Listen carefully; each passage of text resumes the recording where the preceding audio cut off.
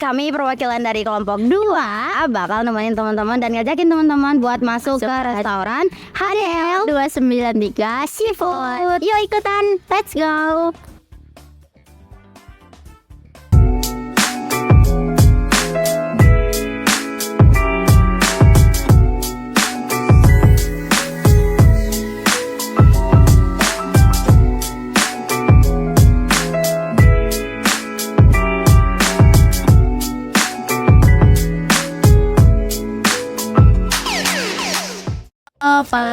Saya Aisyah Nur Syabani dari mahasiswa Ilmu Komunikasi Universitas Pasundan. Ya. Jadi kita tuh ada tugas kewirausahaan untuk mewawancarai tentang UMKM yang ada di Bandung. Salah satunya ini HDL 293 Seafood. Oke, boleh diperkenalkan Bapak atas nama siapa? Saya Fahmi, selaku pemilik HDL 293 Seafood. Jadi HDL ini langsung aja Rafi. Iya, boleh langsung diceritakan saja. HDL ini udah berdiri dari 94 tahun 1994. Itu pertamanya tuh di Jalan Cilaki.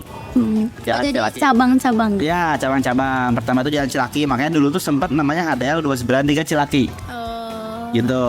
Karena cabangnya awalnya dari Cilaki. Khusus di Cilaki. Tahun 94. 94 tuh pertama di kaki 5. Kalau tahu sekarang suka main ke Taman Cibenying nggak? Banyak itu tuh banyak yang jualan-jualan di Taman Cibenying itu banyak jualan-jualan. Nah di depannya tuh ada kayak tenda-tenda gitu itu yang udah lama. Salah satunya HDL gitu. 94 berdiri di situ HDL. Makanya namanya HDL 293 Cilaki.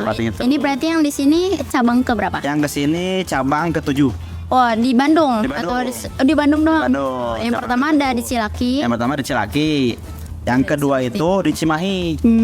Nah, jadi sejarah kenamanya juga nih. Oh iya. Ada 293-nya kan? Iya. Nah, 293-nya itu mempresentasikan nomor rumah. Nomor rumah Bapak. Nomor rumah cabang pertama. Yang berbentuk restoran di Jalan Haji Amir Mahmud nomor 293. Nah, itu dimasukin sejarah itu tuh nomor rumah itu. Jadi HDL 293. Cilakinya nggak hilang karena awalnya di Cilaki. Jadi dulu tuh HDL 293 Cilaki. Terus ada di Cimahi kan yang tadi yang kedua. Yang ketiga tuh sempat ada di Lembang. Oh, jauh. Sempat ada di Lembang. Di Lembang tuh sekitar tahun 2004. Di Cimahi itu tadi 2000. Di Cimahi itu tahun 2000 pas. Di Lembang 2004. Di Lembang cuma berjalan 1 tahun. Berarti sekarang udah tutup di Lembang. Ada Lembang pindah lagi ke Jalan Cilaki, nemu tempat baru di Cilaki. Jadi cabang kedua di Cilaki. Jadi cabang yang ketiga, tapi di Cilaki yang kedua gitu ya. Sama tempatnya. Itu kalau tahu di bawah ada Desa Bohaci. Ya. Nah, di bawah ada Jalan Cilaki nomor 36 itu cabang ke-3. Nah, di situ 2006 di Jalan Cilaki itu. Nah, langsung 2008 buka lagi di Jalan Gatot Subroto. Jalan Gatot Subroto setelah TSM. Kalau dari arah Lasmi itu dari sini setelah TSM sebelum perempatan Bino. Itu cabang ke-4. Langsung masuk lagi cabang ke-5. Cabang ke-5 itu di Cilaki lagi. Jalan Cilaki. Nyamanin. Ya benar, Jalan Cilaki nomor 67 di belakang SMA 20. Itu cabang ke-5. Nah setelah cabang ke-5 2011 cabang ke-6 di Jalan Diponegoro yang paling besar, yang dekat Pusdai. Oh iya. Nah itu paling besar di Jalan Diponegoro. Nah mulai dari 2011 itu sedikit-sedikit mulai rebranding nih kita. Karena udah cabangnya banyak, gak di Cilaki doang. Jadi nama Cilaki itu kita hapus, jadi HDL 293 Seafood. Oh, langsung. Berarti baru-baru inilah tahun 2013-an ya. 2013-an ganti nama HDL 293 Seafood.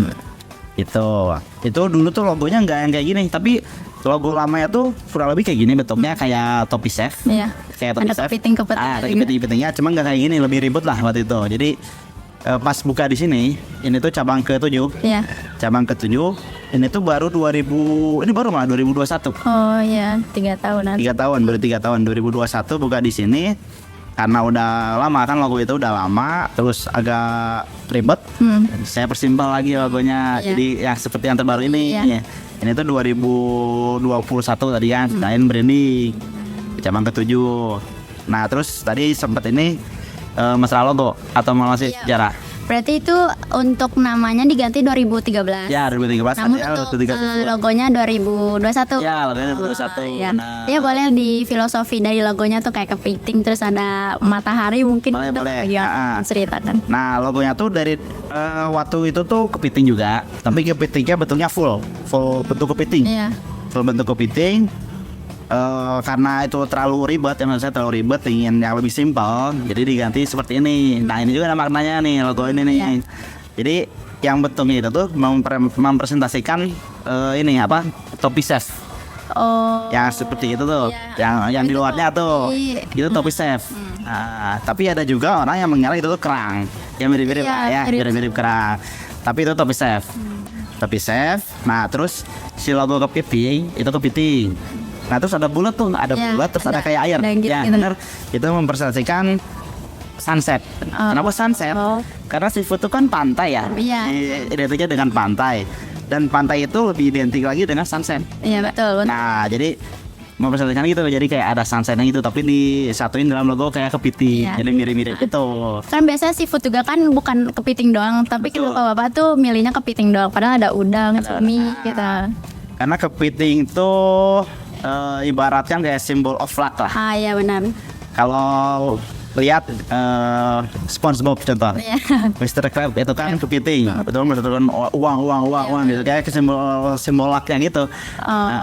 Jadi kepiting tuh ya gini lah, kayak membawa keberuntungan gitu. Itu kan karena orang luar ya, kita mah cuma emang kepiting karena emang paling laku juga kepiting. Iya, karena orang juga pasti tahu seafood juga pasti kepiting sih yang paling. Sama ada sebagian tamu tuh pernah waktu itu tamu tuh datang jam 9:30 malam, udah hampir closing ya. Kebetulan waktu itu lagi long weekend, dia datang nanya, "Mas, kepiting masih ada?" Nah, Habis kepitingnya dia nggak jadi makan. jadi benar-benar Nah, untuk kepiting aja kepiting. kesini. Betul. Nah, untuk HDL-nya itu ada kepanjangannya nggak sih? Ada HDL itu hidangan laut. Oh, hidangan laut buat seafood. Ya betul. Lalu biasanya tuh ada strategi pemasaran yang diterapkan nggak sih untuk memperkenalkan HDL ini kepada masyarakat? Ada. Jadi dulu tuh kan dulu belum zaman sosmed ya, 2011 ke bawah lah, itu masih sosmed belum terlalu kenceng kayak sekarang lah. Benar, itu masih dari mulut ke mulut. Nah, rasa kita promosiinnya dulu tuh 2011 ke bawah tuh kita masih lewat TV. Oh, Seringnya. udah. Sering Trans TV waktu itu sering kesini. Trans TV beberapa kali ngeliput ke HDL. Terakhir itu Trans TV ngeliput yang bikin lapar, yang iya, lapar yang ancas itu presenternya. Mereka datang terakhir itu 2000 sebelum COVID 2019. Iya. Mereka datang terakhir TV. Nah, mulai 2000 pas Instagram mulai rame nih. Instagram itu 2013 14 itu mulai naik tuh. Nah, kita masuk Instagram situ. Masuk Instagram, terus kita ngambil apa, kreatornya bukan kreator ya, kayak divisi ini ya, divisi kreatifnya ada sendiri di sini. Jadi kita bikin sendiri, bikin video sendiri, bikin foto sendiri, ilustrasi sendiri, itu kita ngerjain sendiri. Gitu. Nah, untuk divisi kreatif itu di per cabang tuh ada beda-beda atau emang semua cabang tuh dalam satu divisi itu? Dalam satu divisi. Oh, ya. Divisi kreatifnya dalam satu divisi. Jadi misalnya kita tuh kalau di media sosial konten tuh per bulan nge-upload 6 kali. Oh, ada Ada schedule-nya, ada schedule-nya. Jadi misalnya minggu ini mau upload cabang yang di Ponorogo, berarti kita ngambil Di sana. footage di sana. Minggu depannya cabang di sini Dago, ngambil footage di sini. Jadi setiap cabangnya kebagian gitu, walaupun dalam satu divisi, karena Instagram juga cuma satu, Iya. nggak per cabang gitu. Untuk media sosial hanya Instagram atau ada TikTok? Ada TikTok, atau ada Instagram sama TikTok. Oh, TikTok. Cuma dua. Oh. Kalau TikTok baru berjalan pas cabang ini baru 2021 karena kan TikTok kencang-kencangnya di Iya baru 20-an ya. benar. Nah, gitu. Lalu untuk Instagram mulai aktif di Instagram. Instagram 2014. Oh, aktif 2014. Betul. Nah, untuk berarti kan sekarang lebih ke media sosial untuk mempromosikannya. Itu tuh bagaimana keefektifannya gitu yang dijalankan. Sangat efektif sih dibanding dulu-dulu yang pakai TV atau apa. Lebih efektif media sosial jauh gitu. Karena kita kan media sosial juga ada budget juga buat iklan. kan udah ada iklan tuh. Benar. Ada iklanan misalnya dalam setahun berapa hari iklan nih buat konten-konten tertentu, ada juga di situ. Efektif banget itu. Berarti menurut Bapak tuh mending efektifan media sosial atau yang kayak misalnya iklannya lewat brosur sekarang tuh? Media sosial sih. Media sosial. Media sosial betul. Terus lalu ada hambatan yang sering terjadi gak sih di HDL Seafood ini? Hambatan pasti ada ya, namanya usaha hambatan. Kalau hambatannya paling kalau masalah seafood tuh hambatannya di kurang freshnya sih. Kurang fresh dari jenis makanan ya, karena kan di Bandung tuh nggak ada laut ya. Iya. Itu nggak ada laut, kita ngambilnya jauh gitu. Jauh, paling dekat itu ngambil dari Subang. Paling dekat dari Subang. Jauh. Jadi nggak jauh Subang. Jadi harus benar-benar supplier itu ditekanin barang-barangnya bener yang baru ngambil. Harus fresh. Yang baru ngambil. Jadi dia ngambil misalnya jam segini ngambil, nanti malam dikirim ke sini. Gitu. Biar langsung. Pak, ada cara sendiri gak untuk menjaga komunikasi yang baik dengan pelanggan gitu? Entah Bapak ikut turun langsung untuk menyiapkan gini atau bagaimana? Ada.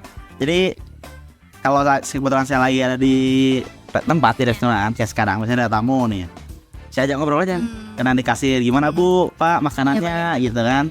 Gimana Bu makanannya? Apakah ada kurang atau apa? Kalau ada kurang bisa kasih masukannya yang lebih gitu. Jadi kayak ngisi kuesioner tapi langsung ngomong ke tamunya gitu.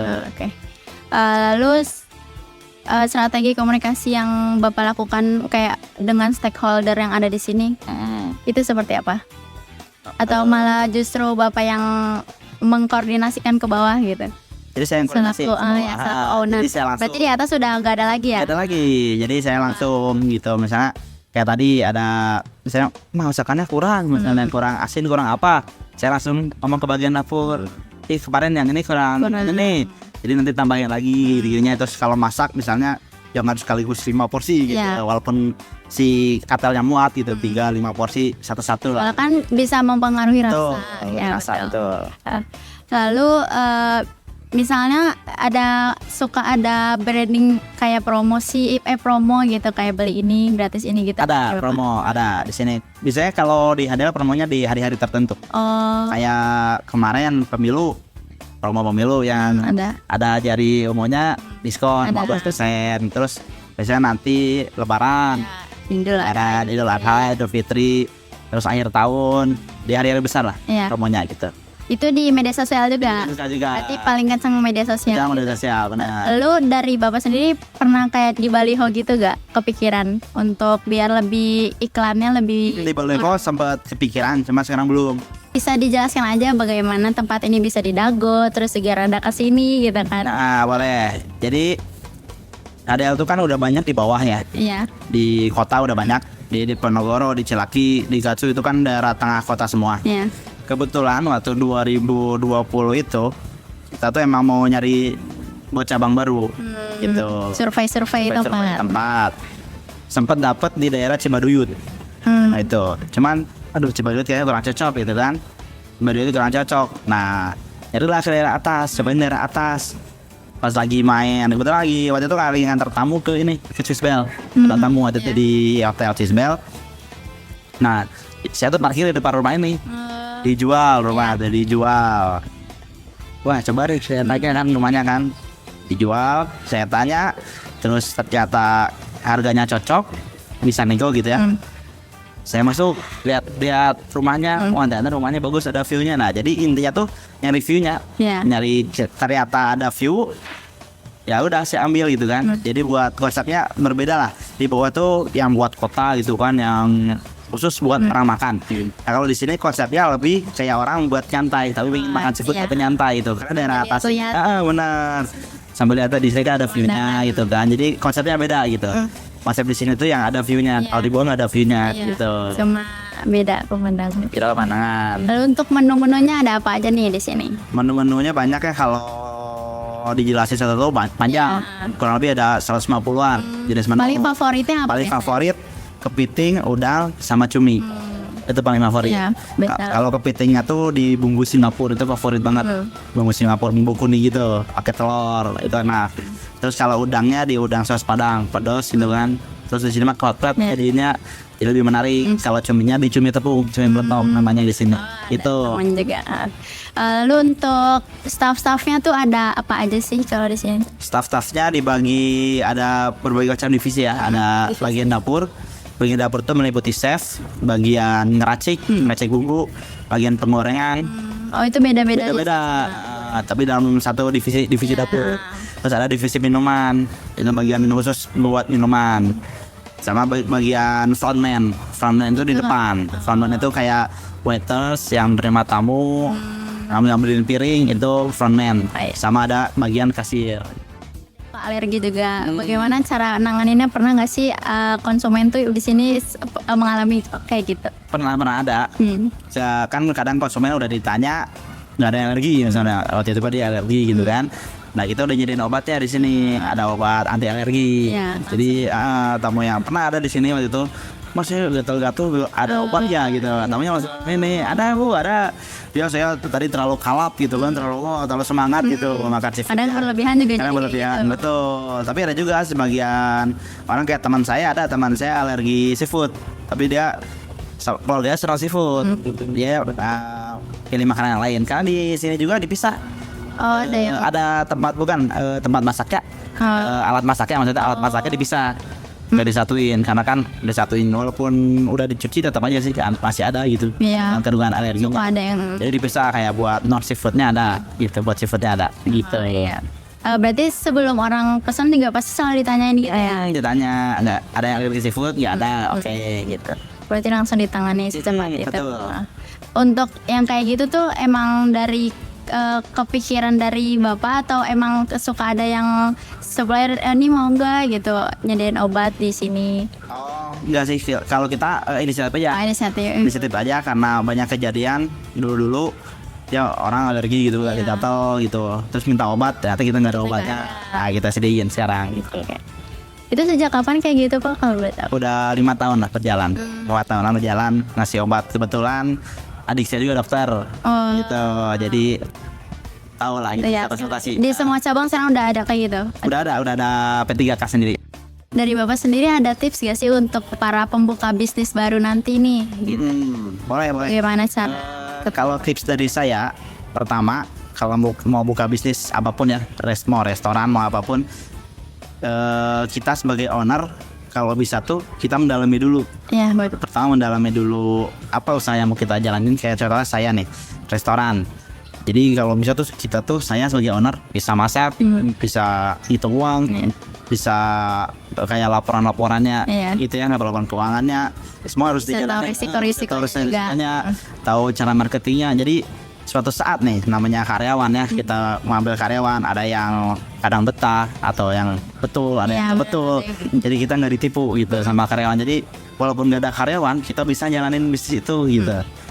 Jadi misalnya karyawan itu nggak betul, kita bisa nyari karyawan yang bagus gitu kan. Jadi kita nggak ditipu, kita juga betul. Di situ tipsnya.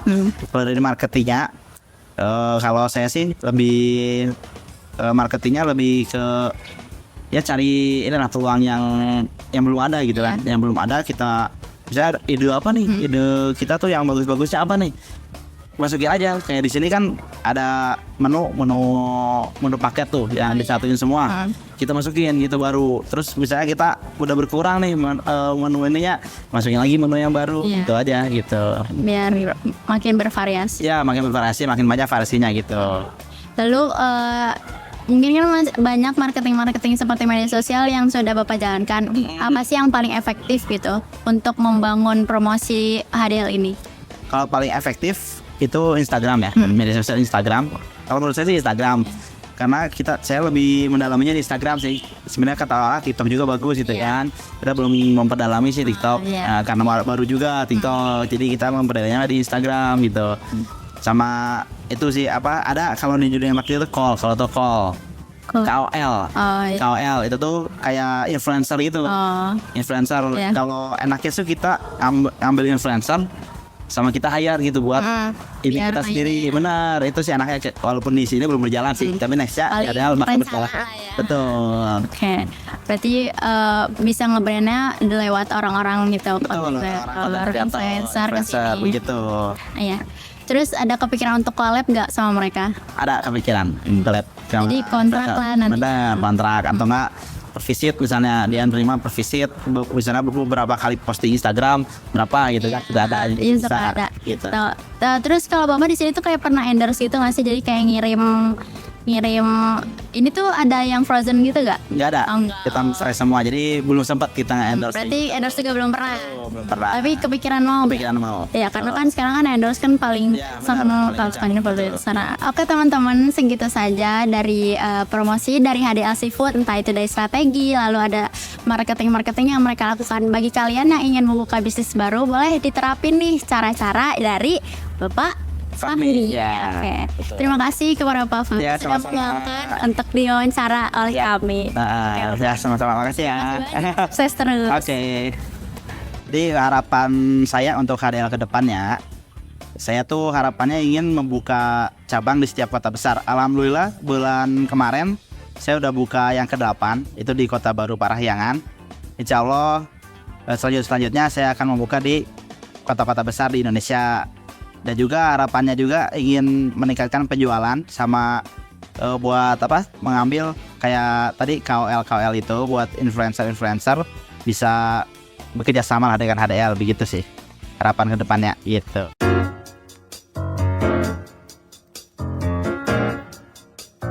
Halo, aku Rizky Rahmatia. Aku Aisyah Nur Syabani. Kami dari tim Presenter. Saya Yusuf. Saya Aura. Kami dari Script Halo, saya Clairen Afila Justin Kalalo. Saya Mena Dewi. Saya Nadia Asna Fauzia. Kami dari tim kreatif. Halo, saya Alif. Saya Hawa. Kami dari Kemper. Halo, saya Safira Nurmulia Sakina. Saya Nadira Putra Aditya. Kami sebagai editor. Saya Adi Rama. Saya Muhammad Ilham. Kami dari tim audio.